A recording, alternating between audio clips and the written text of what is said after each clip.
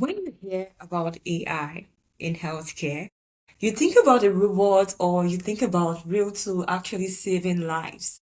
The world as it is right now has changed. The way we see life, the way we approach life in different industries, in the pharmaceutical industry, even in the fintech industry, AI is revolutionary, is changing the way we live our lives. And there is no doubt that healthcare is one sector that would benefit a lot from the use of artificial intelligence and technology. But the question is it really a hype?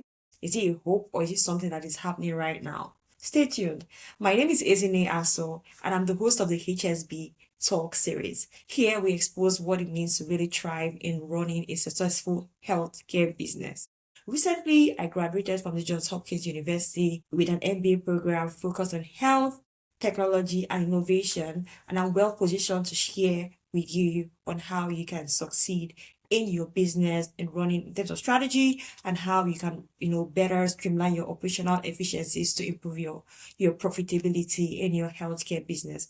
One of the biggest things I always like to talk about is how healthcare is very delicate and how healthcare is very, it's not like a price, it's not like a good or a service that you say I want to buy this good and a service, and it's very different because there is no price to a human life. You can always discard a good you bought that is not good enough for you.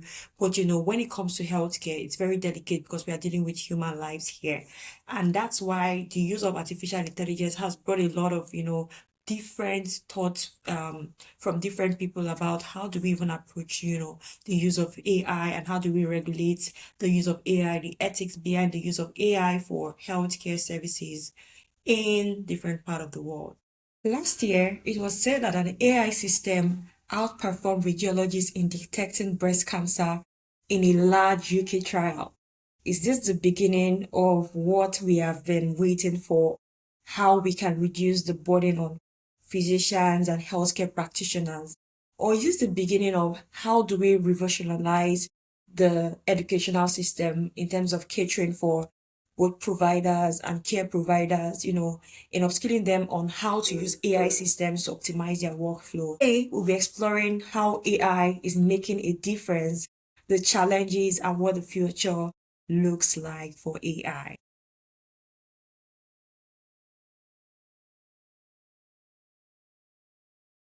So let's start off with this. Why do you think that the healthcare system needs AI now?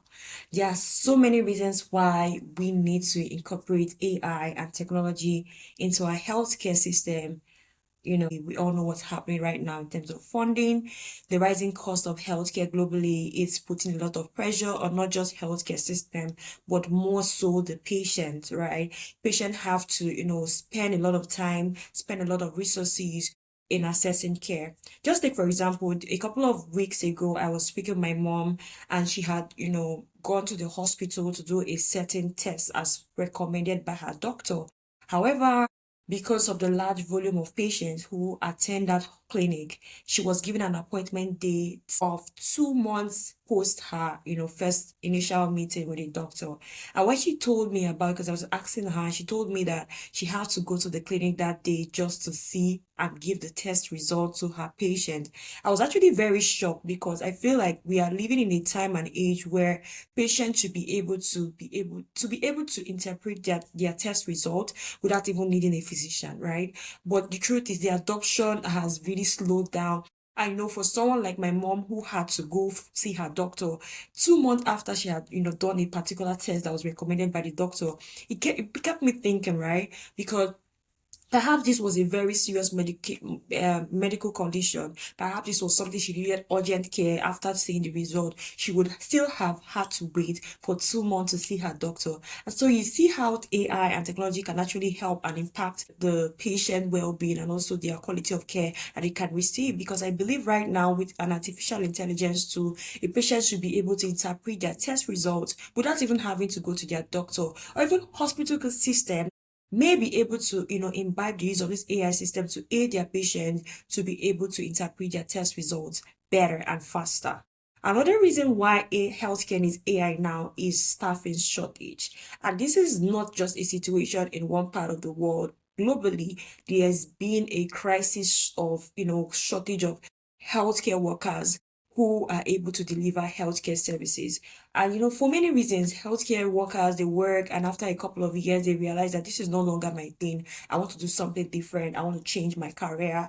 And we are having every year we're having like shortage, particularly in the continent of Africa and some other continent, UK. We hear of shortages of healthcare workers to help to be able to deliver care, and that's why we need to adopt the use of AI technology. Sometime last year, I attended the HLTH conference here in the United States of America, Las Vegas. I was lucky to be among the for healthcare, business of health ambassadors for the Johns Hopkins University.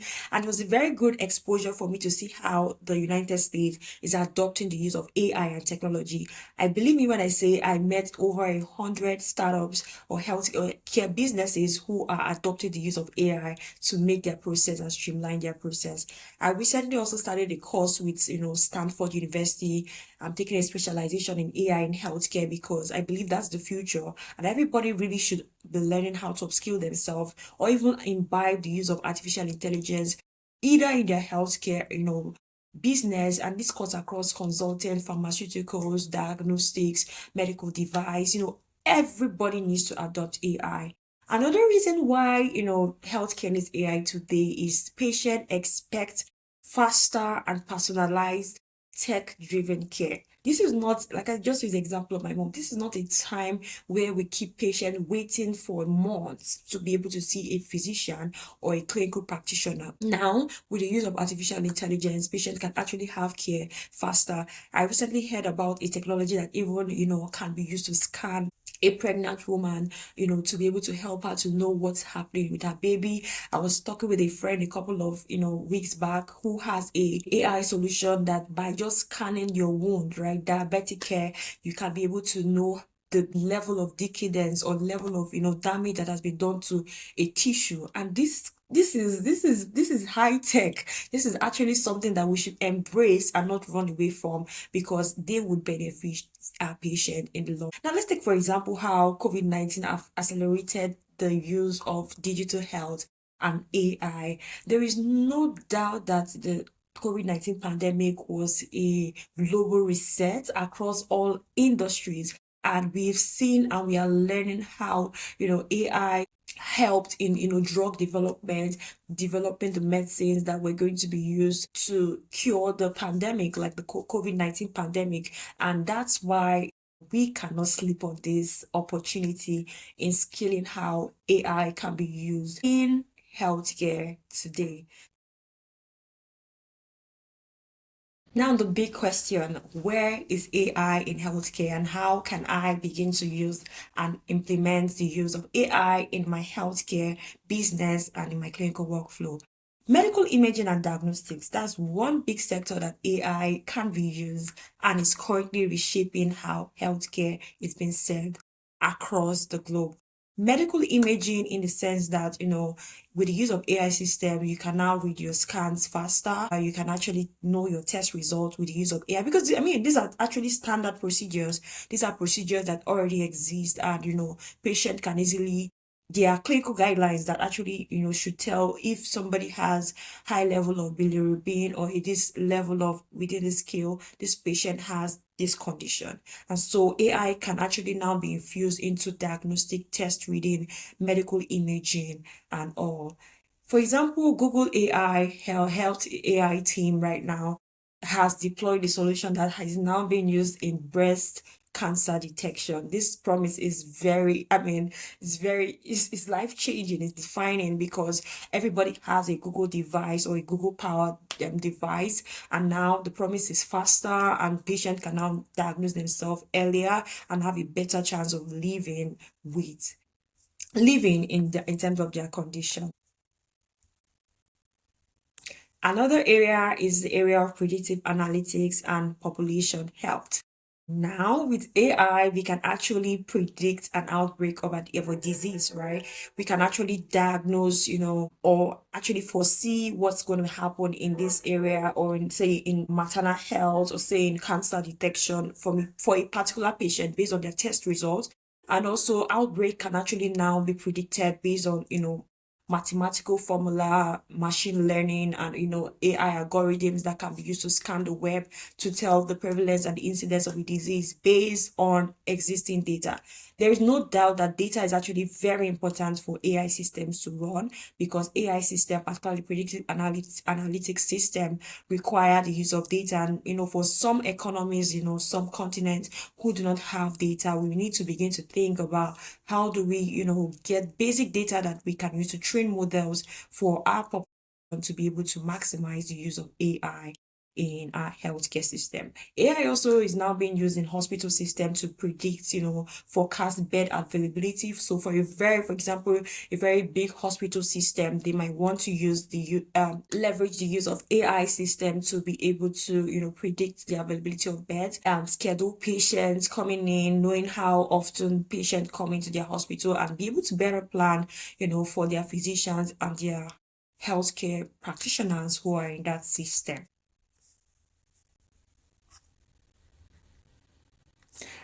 Another area that AI is actually revolutionizing is the area of drug development and discovery. As a pharmacist, I find this very fascinating because back then in pharmacy school, one of the reasons why I actually pursued a degree in pharmacy was because I was very interested in drug development and, drug research and development, until I realized that it takes about 20 years to actually develop a molecule. Recently, a couple of months back, I interviewed with an organization called Skoniga, and they have an AI powered solution. They've sold it to a lot of pharmaceutical companies, patented this software that is being used to, actually streamline the number of, active clinical pharmaceutical ingredients that is going through a phase of trial, or selecting drug molecules that has the greatest potential for being successful at the end of a trial. And this is actually very, very, very, very important, especially in time where we live in, where we are being plagued by different pandemic. Having the use of such powerful tools to be able to screen different active ingredients, and able to select the ones that have the highest chance of positivity, it's very, very, I mean, is life changing actually. I mean, we all saw what happened during the pandemic, how pharmacy companies went into the lab to begin to search for a clinical cure for the pandemic for people to live. And AI right now, oh my god, it's life changing. AI is reducing the years that we need to spend in research from 20 years to actually months, right? Because in the process of clinical trial, we have different phases: the phase one, phase two, phase three, phase four. And imagine being able to screen out, screen phase one, because of you have a powered AI powered solution that is able to select the one with the highest chance of probability of success, right? Example is the DeepMind AlphaFold, that is predicting protein structures for medical care and drug development. So definitely AI is actually changing our lives.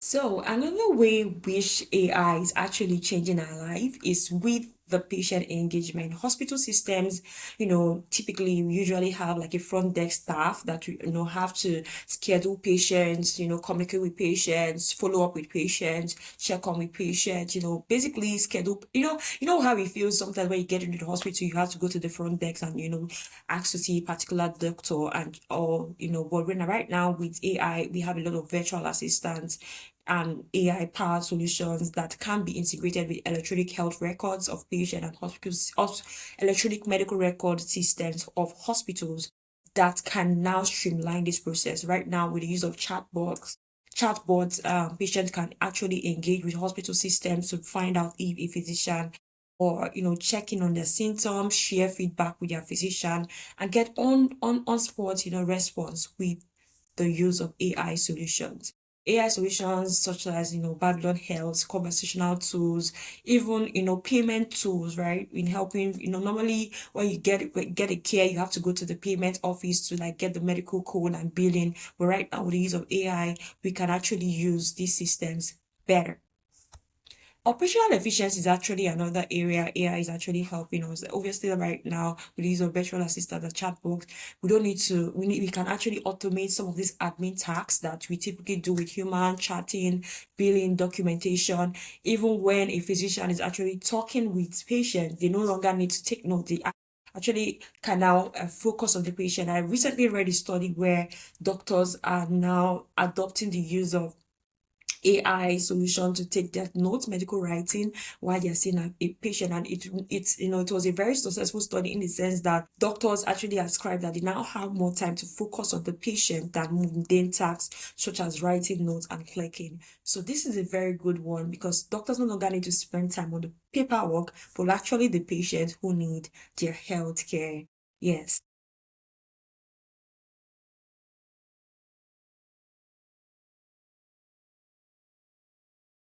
So yes, there is no doubt that AI is actually very useful. There is no doubt that AI is actually going to change the world of healthcare. And there is no doubt that AI is very, very powerful in helping patients live better and longer lives.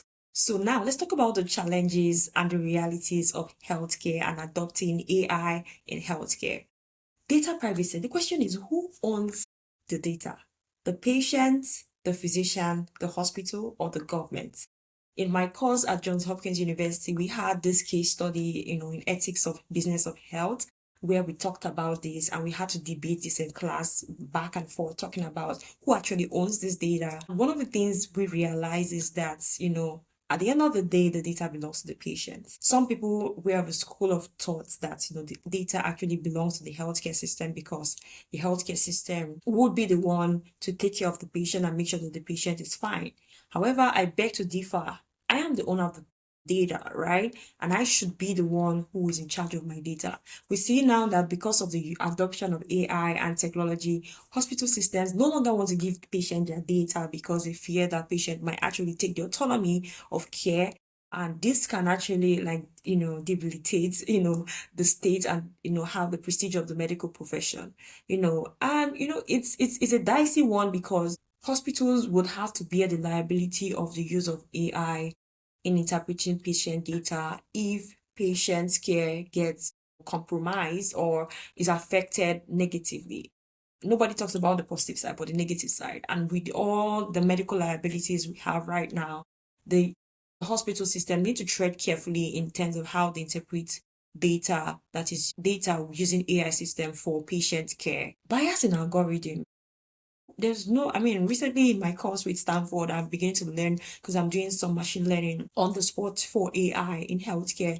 And I've come to realize that there is no way we are not going to eliminate bias in algorithms because specific AI systems have been trained with specific data sets that either fit within a population space or a clinical practitioner. There's always bias in the data. And how do we eliminate this bias? How do we reduce the risk of it? It's really all about tailoring your AI solution, your machine learning, and your AI algorithms to fit the particular population or a specification of data set of patients who should be using this AI system. The risk of unequal care if AI is trained in a narrow data set is risky.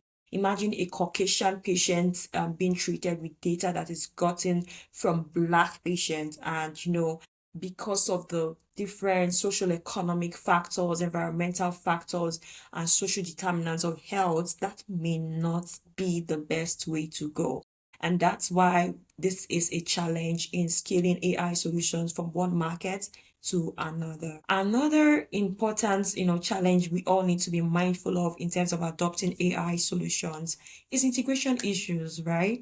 How hard is it for healthcare system to adopt AI system for an already delicate system, for an already, imperfect system? How do you think that clinicians and hospital system can upskill their patients or upskill their providers and care providers to be able to adopt the use of AI solutions? So yeah, that's the one, but very, very important to keep in mind.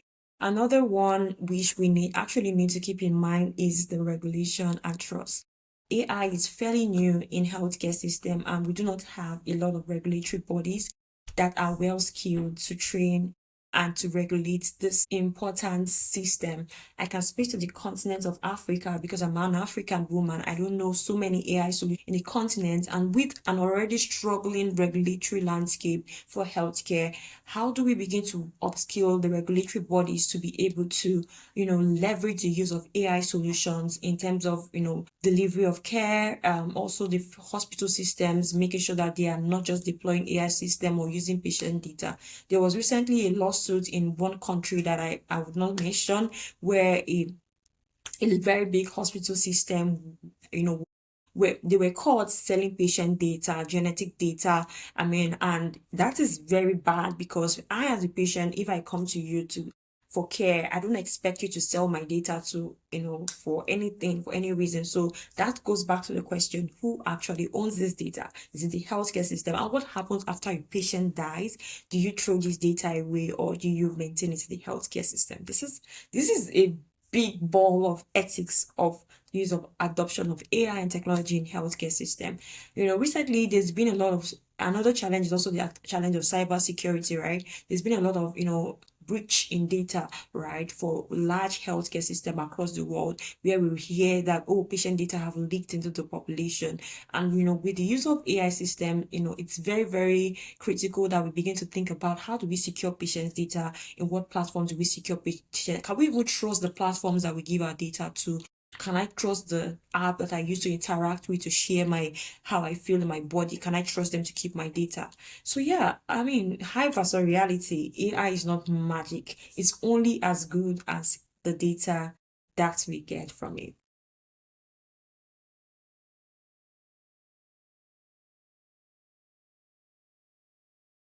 So the question is, what next? What do we look forward to in terms of AI? I'm going to come back with, more information and more exposure next time. The next podcast we're going to have is really going to be talking about the companies and the startups that are doing great work with the use of AI. But right now, what next with AI? How can you begin to use AI, and what should we think about AI? We should always think about AI as a support system for clinicians. AI is not here to take the jobs of doctors. Physicians are still a very critical and important part of healthcare delivery. However, we should not you know underlook the potential of AI in augmenting and amplifying the work that clinicians can do. Personalized medicine, obviously, like that's just very, very important, especially in the times we're living, where a particular treatment might not work for a patient, a procedure might not work for a patient, as compared to another patient. So we need to learn how to tailor treatment better, and AI can help us with that. And in low resource economies and continents and countries, AI can actually help in terms of skilling access and bridging the gap of specialist shortage in those kind of economies. So, however, I must call for responsible innovation. Adopting AI in your healthcare business must be ethical, it must be inclusive, it must be transparent, and also it must be for the good of your patient. So definitely you should think about how you want to incorporate AI in your healthcare business. AI in healthcare is here to stay. It is powerful and it must be embraced. However, it must be guided with strong regulations, particularly in economies that are not yet ready for the use of AI solutions. Thank you for listening to today's session. Next week, I'm going to be coming back, to talk about the companies and the, organizations that are leveraging and shaping the use of AI. As patient providers and innovators, we all have a role in shaping how AI will transform healthcare. My name is Ezinne Aso. I hope you enjoyed this session, and I'm looking forward to sharing more with you. If you're looking at how you can incorporate AI into your business workflow or even your operational workflow, reach out to me. That's why I'm here. I'm here to support your business and also to engage you in winning in AI solutions. Also, there are a lot of courses that are ongoing right now for, upskilling yourself in AI. However, we're going to be having a workshop in September. Look out for the date, September 11th. We're going to be having a workshop on AI for healthcare. And this is specifically open for all kind of healthcare leaders, whether you're in healthcare consulting, whether you're in a hospital, a diagnostic center, a pharmaceutical, I am going to, work with some experts to help you break down how you can incorporate your, AI into your workflow and also your operations to help you maximize your cost. Thank you so much. Once again, my name is Ezinne Aso, and I'm the host of the HSB podcast series. Have a great one.